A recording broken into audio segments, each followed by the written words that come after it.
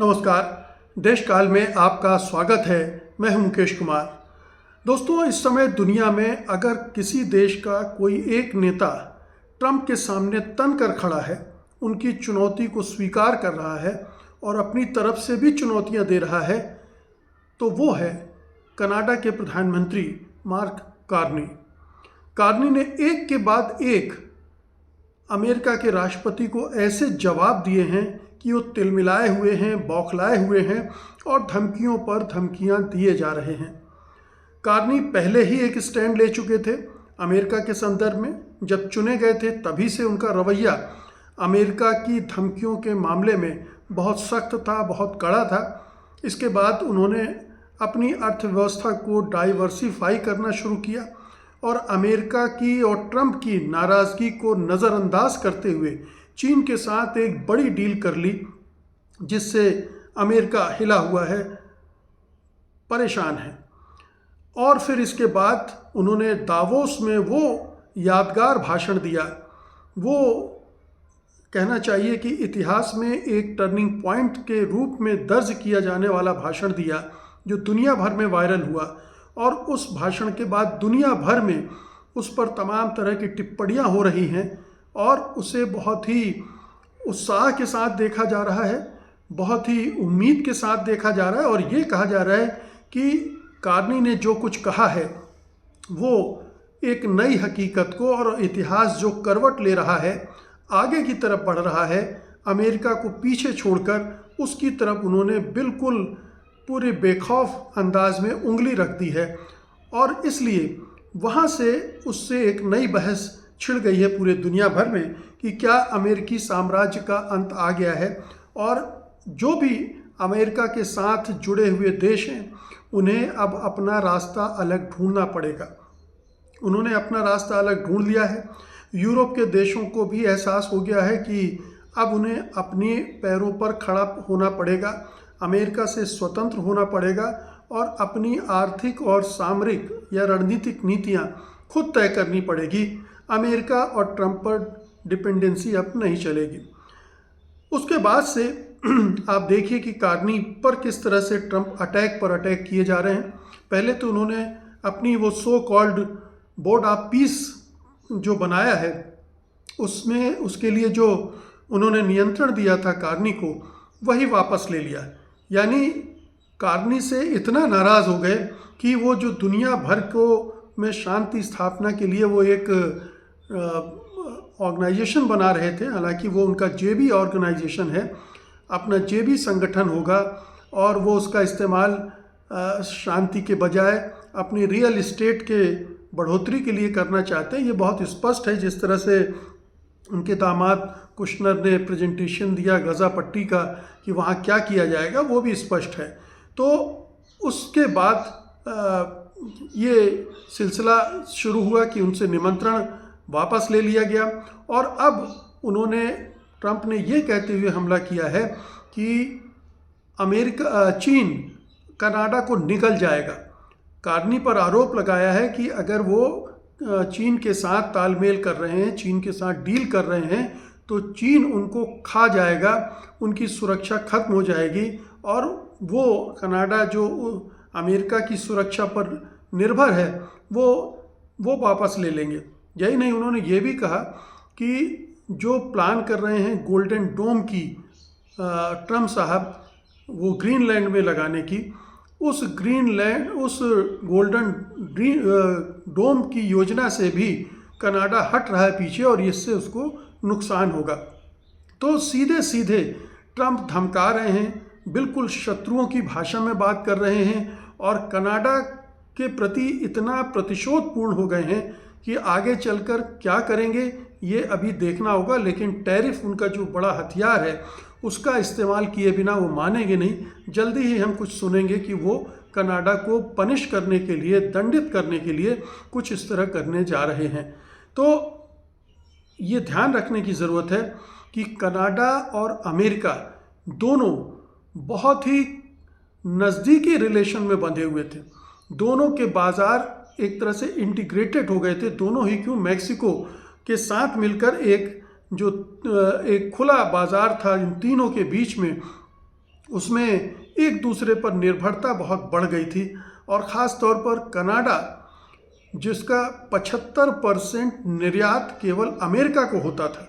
अब आप सोच सकते हैं कि कनाडा की इकोनॉमी किस हद तक अमेरिका पर निर्भर थी, लेकिन कार्नी ने और कनाडा ने इतनी हिम्मत दिखाई कि ठीक है, आप पर निर्भरता है और आप उसके आधार पर हमें ब्लैकमेल करना चाहते हैं, धमकाना चाहते हैं, हमारे आत्मसम्मान को ठेस लगाना चाहते हैं, ये कह के कि कनाडा तो अमेरिका का 51वां राज्य बन जाएगा। ये सब हमें नामंजूर है और हम अपना रास्ता खुद चुनेंगे, हम आप पर निर्भर नहीं हैं। ट्रंप ने कहा था कि कनाडा हमारी वजह से है, और कार्नी ने उसका जवाब दिया था कि कनाडा अमेरिका की वजह से नहीं, कनाडाई लोगों की वजह से है, कनेडियन लोगों की वजह से है। और इस वजह से उन्होंने वहाँ भी उन्हें दो टूक सुना दी थी। तो कार्नी को सलाम करना चाहिए कि वो लगातार अपने उस पर डटे हुए हैं और चीन के साथ समझौता करके, डील करके उन्होंने अपनी पॉलिसी एक तरह से अब ये दिखा दिया है कि डाइवर्सिफिकेशन का ही एकमात्र रास्ता है इस ट्रंप के एरा में। और जो भी देश डाइवर्सिफाई करेंगे अपनी इकोनॉमिक एक्टिविटीज़ को, वही फ़ायदे में रहेंगे। जैसे चीन से सबक लिया होगा निश्चित रूप से कनाडा ने, कार्नी ने, क्योंकि चीन ने अपना पहले ही डाइवर्सिफाई करना शुरू कर दिया था और इसीलिए ट्रंप की चीन पर एक भी नहीं चलने पा रही है। और ट्रंप चीन के सामने एक तरह से असहाय हो जाते हैं, बेबस हो जाते हैं और उनसे डील करने के लिए मजबूर हो जाते हैं। और यही मजबूरी है जो उनसे ये कहलवाती है कि अब इस दुनिया में G7 G8 कुछ नहीं, G2 है। G2 यानी अमेरिका और चीन। तो चीन की ताकत को स्वीकार करने के लिए उन्होंने मजबूर कर दिया। अब सवाल उठता है कि अगर दोनों देशों के संबंध कार्नी के इन बयानबाजी से गड़बड़ा रहे हैं तो आगे चलकर क्या होगा? क्या दोनों के संबंध इस हद तक बिगड़ जाएंगे कि दोनों एक दूसरे के खिलाफ कार्रवाई करेंगे? जैसा मैंने कहा कि ट्रंप तो लगातार धमकियां दे रहे हैं, वो टैरिफ बढ़ा सकते हैं और इससे दोनों अर्थव्यवस्थाओं को नुकसान होगा। ट्रंप ने यूरोपीय संघ और कनाडा पर एडिशनल टैरिफ की बात कर ही चुकी है और अगर वो इस तरह से टैरिफ बढ़ाते हैं तो फिर एक ट्रेड वार कनाडा के साथ भी छिड़ जाएगी। तो अभी एक ट्रेड वार ट्रंप की चीन के साथ चल रही है, लेकिन अब अपने बिल्कुल पड़ोसी मुल्क के साथ छिड़ जाएगी और कनाडा की ओर से भी फिर जवाबी प्रतिबंध लग सकते हैं। और न केवल आर्थिक मोर्चे पर बल्कि जो सीमा है दोनों की, वहाँ पर भी तनाव पैदा हो सकता है। राजनीतिक और कूटनीतिक प्रभाव भी इसके पड़ेंगे। निमंत्रण वापसी जो हुई है बोर्ड ऑफ पीस से, वो एक तरह से दोनों देशों के संबंधों में एक बड़ा झटका है कि आप कनाडा जो महत्वपूर्ण देश है, जो अमेरिका का एलाई है और क्वाड का भी मेंबर है और फाइव आइज में भी है और नाटो का मेंबर है, वहाँ सबसे आप उसको बेदखल कर रहे हैं। उसको बेदखल नहीं कर रहे हैं, मतलब उसको दरकिनार करते हुए आप अपने को थोपे जा रहे हैं। तो इससे पूरे जो वैश्विक मंच है वहाँ पर दोनों देशों के सहयोग को इससे अफेक्टेड हो सकता है, नाटो और G7 में ख़ास तौर पर। और जो कनाडा है वो चीन, यूरोप और एशियाई देशों के साथ अपने गठबंधन मजबूत करेगा, जो अमेरिका को और भी अलग थलग महसूस करा सकता है। इसी तरह से सुरक्षा और जैसे बॉर्डर की बात की मैंने, तो अमेरिका ने कनाडा को चीन या रूस जैसा पड़ोसी देश नहीं बनने की चेतावनी दी है। यानी ये एक तरह से शत्रुतापूर्ण चेतावनी है कि आप अगर चीन और रूस जैसे बनोगे तो फिर हम सबक सिखाएंगे। चीन के साथ निकटता बढ़ रही है और इसको ट्रंप बिल्कुल भी सहन नहीं कर पा रहे हैं। तो ये एक बड़ा मोड़ है दोनों देशों के संबंधों में। अब अगर इसमें दोनों देश आक्रामकता अपनाते हैं, ट्रंप प्रशासन खास तौर पर आक्रामकता दिखाएगा, कार्नी तो केवल जवाब दे रहे हैं, तो उससे एस्केलेशन होगा। दोनों देशों के बीच एक व्यापार युद्ध जैसा मैंने कहा आएगा और उससे फिर आर्थिक मंदी भी जन्म लेगी और दोनों देशों को नुकसान होगा।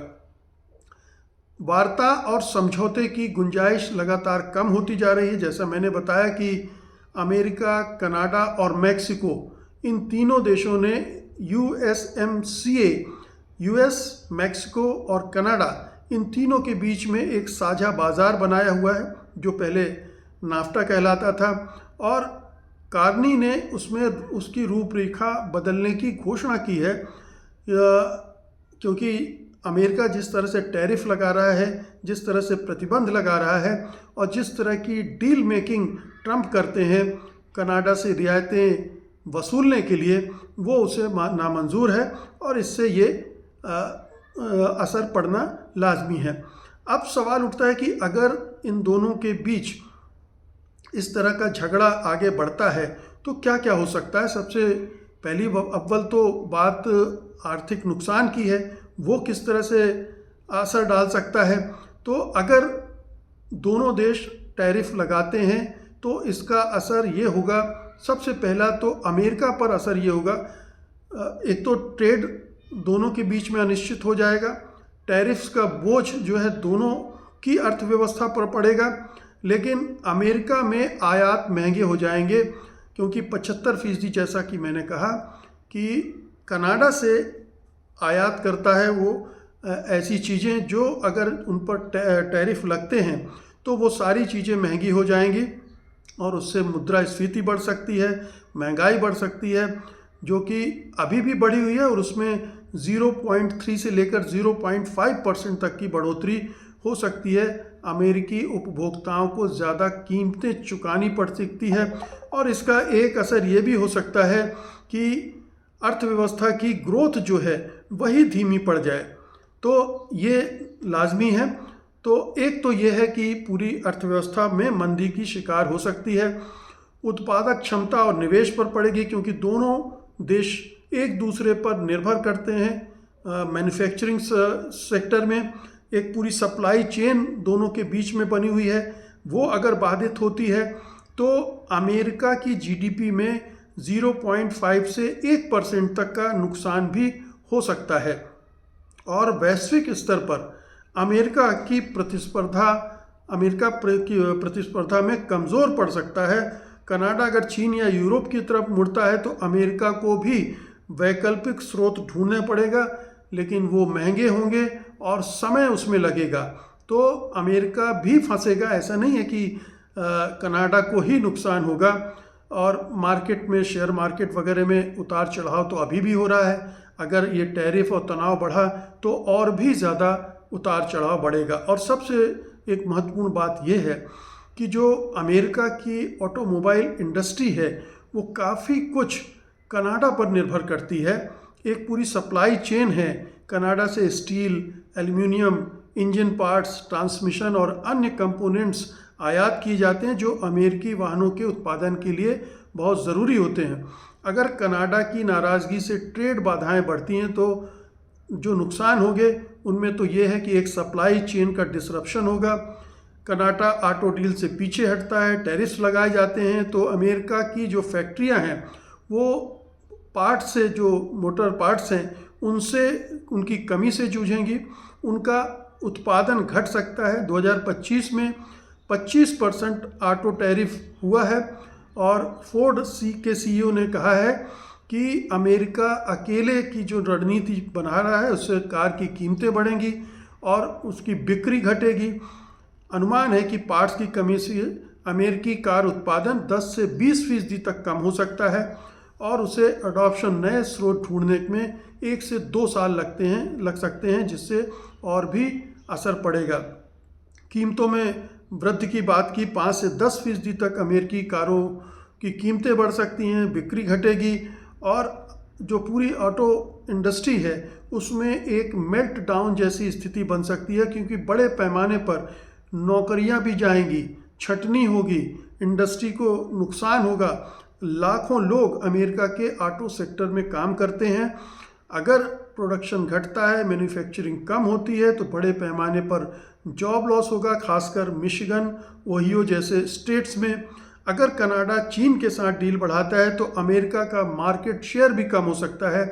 हालांकि कुछ अधिकारियों का कहना है कि चिंता बड़ी नहीं, लेकिन जो डील हुई है इन दोनों के बीच में, चीन और कनाडा के बीच में, उसमें ये बड़ा है कि जो ईवी है, इलेक्ट्रिक व्हीकल्स हैं, 50,000 व्हीकल कनाडा खरीदेगा चीन से।